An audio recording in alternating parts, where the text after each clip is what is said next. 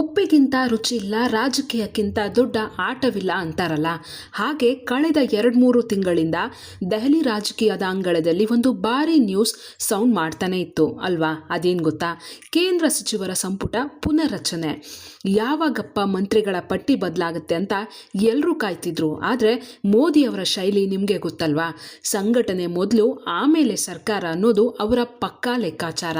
ಈಗ ನೋಡಿ, ರಾಷ್ಟ್ರೀಯ ಬಿಜೆಪಿ ಅಧ್ಯಕ್ಷ ನಿತಿನ್ ನವೀನ್ ಅವರ ನೇತೃತ್ವದಲ್ಲಿ ರಾಷ್ಟ್ರೀಯ ಬಿಜೆಪಿಯ ಸಂಘಟನೆ ಬದಲಾವಣೆ ಪೂರ್ಣಗೊಂಡಿದೆ. ಈಗ ನೆಕ್ಸ್ಟ್ ಇರೋದೇ ಮೋದಿ ಸಾಹೇಬ್ರ ಮೇಜರ್ ಸರ್ಜರಿ. ಹಾಗಾದರೆ ಈ ಸಂಪುಟ ಪುನರ್ರಚನೆಯಲ್ಲಿ ನಮ್ಮ ಕರ್ನಾಟಕದ ಕತೆ ಏನು? ದೆಹಲಿಗೆ ಹೊಸದಾಗಿ ಹಾರೋರು ಯಾರು? ಅಲ್ಲಿಂದ ವಾಪಸ್ ಬೆಂಗಳೂರಿಗೆ ಬಂದು ಜವಾಬ್ದಾರಿ ತಗೊಳ್ಳೋರು ಯಾರು? ಬನ್ನಿ ಇವತ್ತು ಪಕ್ಕಾ ಚಹಾ ಪೇ ಚರ್ಚಾ ಶೈಲಿಯಲ್ಲಿ ಇಂಚಿಂಚು ಮಾಹಿತಿಯನ್ನು ಒಂದೊಂದಾಗಿ ನೋಡ್ತಾ ಹೋಗೋಣ. ವಿಡಿಯೋನ ಸ್ಕಿಪ್ ಮಾಡದೆ ಕೊನೆ ತನಕ ನೋಡಿ.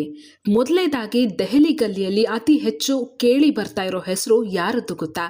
ನಮ್ಮ ಬೆಂಗಳೂರು ದಕ್ಷಿಣದ ಎಂಪಿ ತೇಜಸ್ವಿ ಸೂರ್ಯ ಅವರದ್ದು. ಈಗ ನೋಡಿ, ತೇಜಸ್ವಿ ಸೂರ್ಯ ಅವರು national BJP Yuva Morcha president ಆಗಿದ್ರು. ಆದರೆ ಈ ಬಾರಿ ಆ ಪೋಸ್ಟಲ್ಲಿ ಅವರನ್ನ ಕಂಟಿನ್ಯೂ ಮಾಡಿಲ್ಲ. ಕೆಲವರು ಅಯ್ಯೋ ತೇಜಸ್ವಿಗೆ ಹಿನ್ನಡೆ ಆಯ್ತಾ ಅನ್ಕೋಬಹುದು. ಆದರೆ ರಾಜಕೀಯ ಬಲ್ಲವರು ಏನು ಹೇಳ್ತಾ ಇದ್ದಾರೆ ಗೊತ್ತಾ? ಇದು ಹಿನ್ನಡೆಯಲ್ಲ, ನೆಕ್ಸ್ಟ್ ಲೆವೆಲ್ಗೆ ಬಡ್ತಿ ಸಿಗೋ ಮುನ್ಸೂಚನೆ ಅಂತ. ತೇಜಸ್ವಿ ಸೂರ್ಯ ಅಂದರೆ ಹೈಕಮಾಂಡ್ಗೆ, ಅದರಲ್ಲೂ ಅಮಿತ್ ಶಾ ಅವರಿಗೆ ಪಕ್ಕಾ ನೀಲಿಗಣ್ಣಿನ ಹುಡುಗ. ರಾಷ್ಟ್ರೀಯ ನಾಯಕರ ಬಳಿ ತಮ್ಮದೇ ಆದ ಒಂದು ಬ್ರ್ಯಾಂಡ್ ಸೃಷ್ಟಿ ಮಾಡಿಕೊಂಡಿದ್ದಾರೆ. ಬೆಳೆಯುವ ಸಿರಿ ಮೊಳಕೆಯಲ್ಲಿ ಅನ್ನೋ ಹಾಗೆ ಹಿಂದೆ ಸೋಮಣ್ಣ ಅವರಿಗೆ ಸಚಿವ ಸ್ಥಾನ ಕೊಟ್ಟಿದ್ರಲ್ಲ, ಅದೇ ಮಾದರಿಯಲ್ಲಿ ತೇಜಸ್ವಿ ಸೂರ್ಯ ಅವರಿಗೆ ಕೇಂದ್ರ ರಾಜ್ಯ ಸಚಿವ ಸ್ಥಾನ ಸಿಗೋ ಸಾಧ್ಯತೆಗಳು 100% ನಿಚ್ಚಳವಾಗಿದೆ. ಇನ್ನೊಂದು ಇಂಟ್ರೆಸ್ಟಿಂಗ್ ವಿಚಾರ ಅಂದರೆ, ಕೇಂದ್ರ ಸಂಪುಟದಿಂದ ಕೆಲವರನ್ನ ವಾಪಸ್ ಕರ್ನಾಟಕಕ್ಕೆ ಕಳಿಸಿ ಇಲ್ಲಿ ಪಕ್ಷವನ್ನು ಬಲಪಡಿಸೋ ಪ್ಲಾನ್ ನಡೀತಾ ಇದೆ. ಯಾಕಂದರೆ BY ವಿಜಯೇಂದ್ರ ಅವರ ರಾಜ್ಯಾಧ್ಯಕ್ಷ ಅವಧಿ ಮುಗಿತಾ ಬಂದಿದೆ.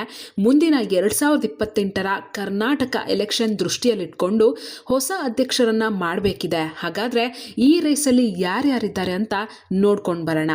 ಮೊದಲನೆಯವರು ಶೋಭಾ ಕರಂದ್ಲಾಜೆ.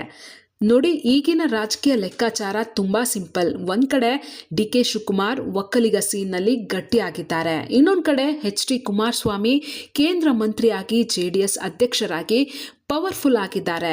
ಬಿಜೆಪಿಗೆ ಲಿಂಗಾಯತರ ವೋಟ್ ಬ್ಯಾಂಕ್ ಹೇಗೂ ಇದೆ, ಆದರೆ ಗೆಲ್ಲೋಕೆ ಒಕ್ಕಲಿಗ ವೋಟ್ಗಳು ತುಂಬ ಕ್ರೂಷಿಯಲ್.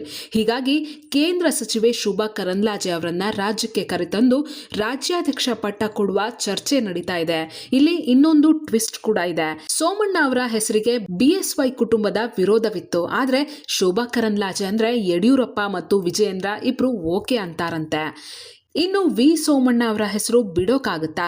ಅಮಿತ್ ಶಾ ಅವರು ಮನೆಗೆ ಬಂದು ಹೇಳಿದ್ರು ಅಂತ ಸೋಲುವ ಸುಳಿವಿದ್ದರೂ ಚಾಮರಾಜನಗರ ಮತ್ತೆ ಸಿದ್ದರಾಮಯ್ಯ ವಿರುದ್ಧ ವರುಣಾದಲ್ಲಿ ನಿಂತು ಫೈಟ್ ಮಾಡಿದವರು ಸೋಮಣ್ಣ. ಸೋತ್ರೂ ಕೂಡ ಹೈಕಮಾಂಡ್ ಅವ್ರ ಕೈ ಬಿಡಲಿಲ್ಲ.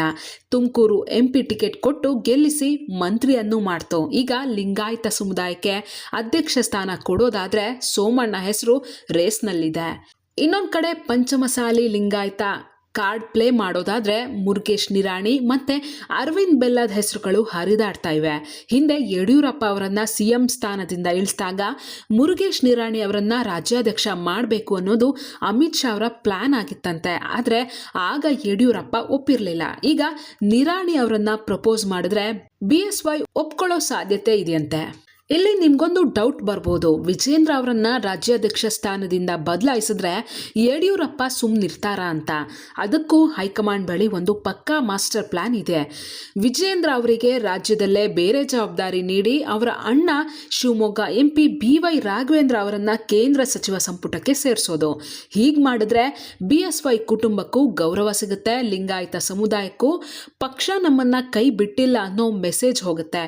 ಒಂದು ಕಣ್ಣಿಗೆ ಬೆಣ್ಣೆ, ಇನ್ನೊಂದು ಕಣ್ಣಿಗೆ ಸುಣ್ಣ ಅನ್ನೋ ಮಾತು ಬರದಂತೆ ಬ್ಯಾಲೆನ್ಸ್ ಮಾಡೋಕೆ ಈ ಪ್ಲಾನ್ ರೆಡಿ ಆಗಿದೆ. ಅಷ್ಟೇ ಅಲ್ಲದೆ ಹಿರಿಯ ನಾಯಕ ಪ್ರಹ್ಲಾದ್ ಜೋಶಿ ಅವರ ವಿಷಯದಲ್ಲೂ ಹೊಸ ಚರ್ಚೆ ಶುರುವಾಗಿದೆ. ಮುಂದಿನ ದಿನಗಳಲ್ಲಿ ಬಿಜೆಪಿ JDS ಮೈತ್ರಿಯನ್ನ ಗಟ್ಟಿ ಮಾಡೋಕೆ ಸಮನ್ವಯ ಸಮಿತಿ ರಚನೆಯಾಗಲಿದ್ದು, ಅದಕ್ಕೆ ಜೋಶಿ ಅವರನ್ನ ಅಧ್ಯಕ್ಷರನ್ನಾಗಿ ಮಾಡ್ತಾರ ಅನ್ನೋ ಕುತೂಹಲವೂ ಇದೆ. ರಾಜಕೀಯದಲ್ಲಿ ಯಾರೂ ಶಾಶ್ವತ ಶತ್ರುವೂ ಅಲ್ಲ, ಮಿತ್ರನೂ ಅಲ್ಲ, ಯಾವುದೇ ಸ್ಥಾನವೂ ಕಾಯಂ ಅಲ್ಲ.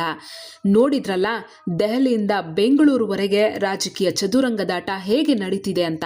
ತೇಜಸ್ವಿ ಸೂರ್ಯ ಅಥವಾ ರಾಘವೇಂದ್ರ ಮಂತ್ರಿ ಆಗ್ತಾರಾ? ಶೋಭಾ ಕರಂದ್ಲಾಜೆ ಕರ್ನಾಟಕ ಬಿಜೆಪಿಯ ಹೊಸ ಸಾರಥಿ ಆಗ್ತಾರ? ಈ ಎಲ್ಲ ಪ್ರಶ್ನೆಗಳಿಗೆ ಇನ್ನೇನು ಕೆಲವೇ ದಿನಗಳಲ್ಲಿ ಉತ್ತರ ಸಿಗುತ್ತೆ.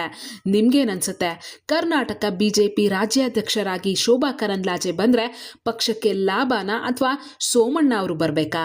ನಿಮ್ಮ ಅನಿಸಿಕೆ ಅಭಿಪ್ರಾಯವನ್ನು ಕಮೆಂಟ್ ಮಾಡಿ ತಿಳಿಸಿ. ಈ ವಿಡಿಯೋ ಇಷ್ಟ ಆಗಿದ್ರೆ ಲೈಕ್ ಮಾಡಿ, ನಿಮ್ಮ ಫ್ರೆಂಡ್ಸ್ ಜೊತೆ ಶೇರ್ ಮಾಡಿ, ಮತ್ತೆ ವಾರ್ತೆ ಚಾನೆಲನ್ನು ಸಬ್ಸ್ಕ್ರೈಬ್ ಆಗೋದನ್ನು ದಯವಿಟ್ಟು ಮರಿಬೇಡಿ. ಮತ್ತೊಂದು ಇಂಟ್ರೆಸ್ಟಿಂಗ್ ಟಾಪಿಕ್ ಜೊತೆ ಮತ್ತೆ ಸಿಗೋಣ.